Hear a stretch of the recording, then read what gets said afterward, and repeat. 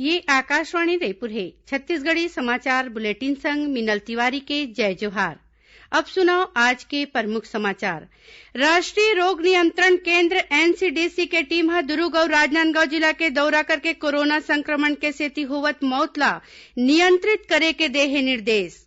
केंद्र सरकार ह 21 सितंबर ले स्वैच्छिक आधार म कक्षा 9वीं ले 12वीं तक स्कूल खोले बर मानक उपाय जारी करे हे और प्रधानमंत्री गरीब कल्याण अन्न योजना म पत्र सूचना कार्यालय और रीजनल आउटरीच ब्यूरो रायपुर कोती ले आज एक वेबिनार राखे गिस। अब समाचार विस्तार ले। राष्ट्रीय रोग नियंत्रण केंद्र एनसीडीसी ह दुर्ग जिला प्रशासन और स्वास्थ्य विभाग ला जिला में कोरोना संक्रमण के सेती होवत मौत ला नियंत्रित करे के निर्देश दे हैं। केंद्र सरकार के निर्देश में एनसीडीसी के ये टीम नई दिल्ली ले दुर्ग के दौरा में पहुंचे हैं। ये टीम में 3 विशेषज्ञ डॉक्टर संग रायपुर के 2 झिन डॉक्टर शामिल है। ये टीम के सदस्य मन ह जिला में कोरोना संक्रमित मरीज मन के इलाज के सुविधा और अस्पताल के व्यवस्था ला देखीन और एकर बाद जिला प्रशासन और स्वास्थ्य विभाग के अधिकारी मन संग बैठका के बेरा केंद्रीय दल के सदस्य मन ह जिला में कोरोना संक्रमण के सेती होवत मौत के आंकड़ा में संशो जतईन। बैठका में स्वास्थ्य विभाग के अधिकारी मन ह केंद्रीय टीम ला कोरोना संक्रमण ले निपटे खातिर ज्यादा मात्रा में दवाई और किट देवाय बर किहिन। ये टीम राजनांदगांव जिला के दौरा में घलोगिन, जिहां टीम के सदस्य मन ह उदयाचल भवन में चलाए जात कोविड केयर सेंटर और पेंड्री के कोविड अस्पताल में व्यवस्था ला देखीन। केंद्र सरकार ह 30 सितंबर तक स्कूल बंद राखे के आदेश दे हे। फिर 21 सितंबर ले स्वैच्छिक आधार में कक्षा 9वीं ले 12वीं तक स्कूल खोले बर मानक उपाय जारी करे गे हे। ये बेरा में 50% शिक्षक मन ला स्कूल बुलाए के मंजूरी दे गे हे। केंद्र सरकार ह कक्षा 9वीं ले 12वीं तक के पढ़इया लइका मन ला उखर अभिभावक मन तीर ले लिखित में सहमति लेके स्कूल आए और शिक्षक मन तीर ले जौन भी पढ़ई ले संबंधित पूछताछ करना है तेखर मंजूरी दे के अधिकार राज्य सरकार ला दे हे। छत्तीसगढ़ में केंद्र सरकार के ये फैसला में गोट बात करे जाथे। गोट बात के बादे स्कूल खोले के संबंध में सही फैसला ले जाही। केंद्र सरकार के दिशा निर्देश के मुताबिक स्कूल में बैठे के व्यवस्था ऐसन किस्म ले होही कि हर एक कुर्सी के बीच कम से कम 6 फीट के दूरी होवे।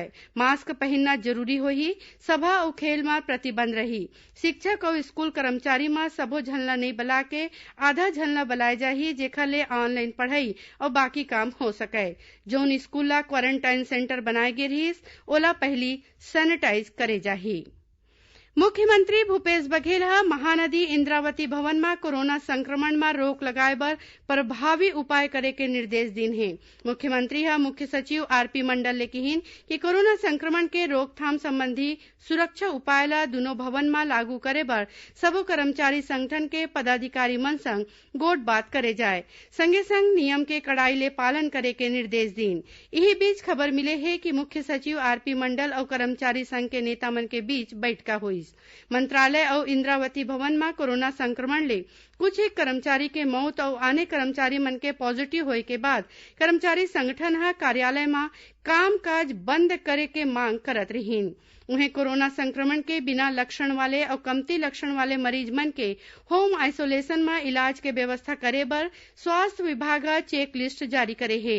होम आइसोलेशन के व्यवस्था देखैया सबो अधिकारी मन ला एकरे मुताबिक काम करे बर कहे गे हे। ओती कोंडागांव जिला के केसकाल में आज ले लेके 14 सितंबर तक 5 दिन के पूरा तालाबंदी रही। कोरिया जिला के बैकुंठपुर के एसबीआई के मुख्य शाखा में काम करैया एक अधिकारी कोरोना पॉजिटिव पाए गे हे। एकर बाद बैंक ला आज ले 3 दिन बर बंद कर दे गे हे। कोरोना संक्रमित मरीज मिले के सेती भिलाई नगर निगम मुख्यालय आज ले 3 दिन बर बंद रही। एक कर्मचारी के कोरोना संक्रमित होए के बाद महासमुंद जिला कलेक्ट्रेट कार्यालय में सोमवार तक कोनो भी बाहरी मनखे के अवई जवई में रोक लगा दे गे हे। इति जांजगीर चांपा जिला के कलेक्टर यशवंत कुमार ह कोविड अस्पताल और आइसोलेशन सेंटर पर नोडल अधिकारी और सहायक अधिकारी के नियुक्ति करीन है। रायपुर जिला में सरकारी अधिकारी और कर्मचारी मन के अक्टूबर महीना तक छुट्टी ले मर रोक लगा दे गे हे। कोनो कर्मचारी कुछ भी कारण ले छुट्टी लेवत है तो ओला अपन कार्यालय प्रमुख के मंजूरी और छुट्टी लेके कारण ला बता के जिला कलेक्टर तीर अर्जी भेजना होही।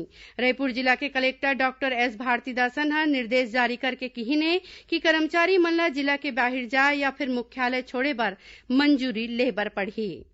छत्तीसगढ़ी समाचार बुलेटिन आप मन आकाशवाणी रायपुर ले सुनत हव।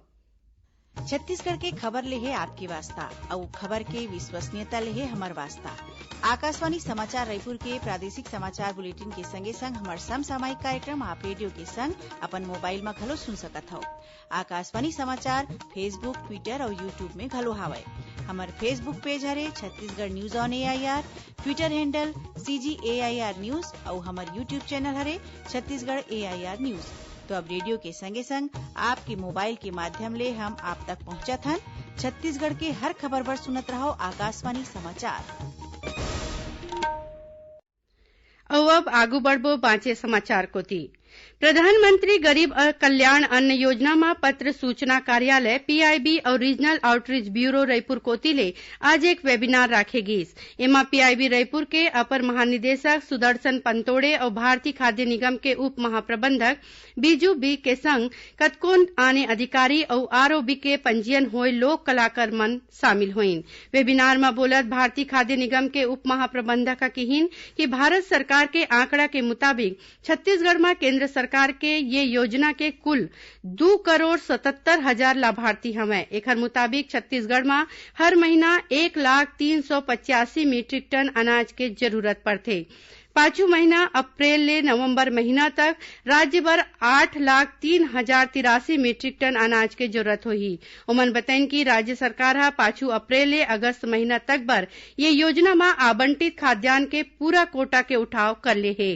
कार्यक्रम में रायपुर के विवेकानंद महाविद्यालय के सहायक प्राध्यापक डॉक्टर आशीष दुबे हकीहिन की कोरोना महामारी के सेती तालाबंदी के बेरा भारत सरकार के ये योजना असंगठित क्षेत्र के मजदूर और गरीब वर्ग मन ला सोझे फायदा पहुंचाए बर मददगार हवै।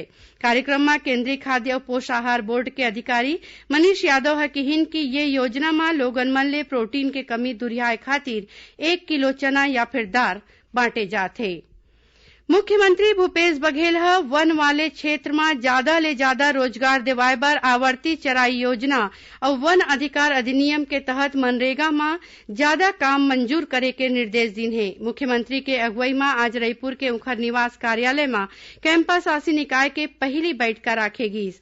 एमा मुख्यमंत्री कैंपा बदले कराए गे काम के समीक्षा करीन, संगे संग तरिया निर्माण, चारागाह विकास, फलदार रोपण और सितंबर ले अक्टूबर महीना तक हरियर चारा के कटाई के काम ला मुख्य रूप ले कराए बर किहिन।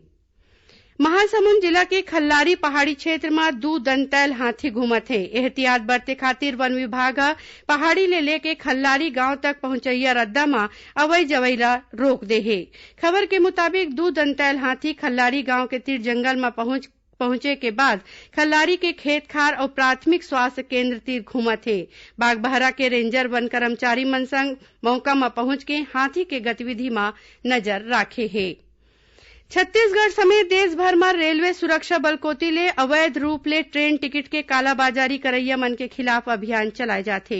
रेलवे सुरक्षा बल के महानिदेशक के निर्देश में चलाए जात ये अभियान में अब तक करीबन 300 टिकट दलाल ला गिरफ्तार करे गे हे और उखर तीर ले करीबन 1.5 करोड़ रुपया के टिकट घलो बरामद होए हे। ट्रेन के टिकट के अवैध रूप ले बुकिंग करे जाए में जौन सॉफ्टवेयर बउरे जाथे, रेड मिर्ची, रेड बुल और आई बॉल के खिलाफ घलो कार्रवाई करे गे हे। रेलवे सुरक्षा बल के मुताबिक अवैया बेरा में टिकट दलाल मन के खिलाफ ये अभियान जारी रही। आखिर में प्रमुख समाचार एक घाव फेर।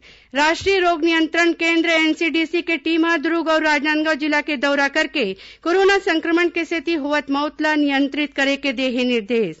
केंद्र सरकार 21 सितंबर ले स्वैच्छिक आधार में कक्षा 9वीं ले 12वीं तक स्कूल खोले बर मानक उपाय जारी करे हैं और प्रधानमंत्री गरीब कल्याण अन्न योजना में पत्र सूचना कार्यालय और रीजनल आउटरीच ब्यूरो रायपुर कोती ले आज एक वेबिनार राखेगिस।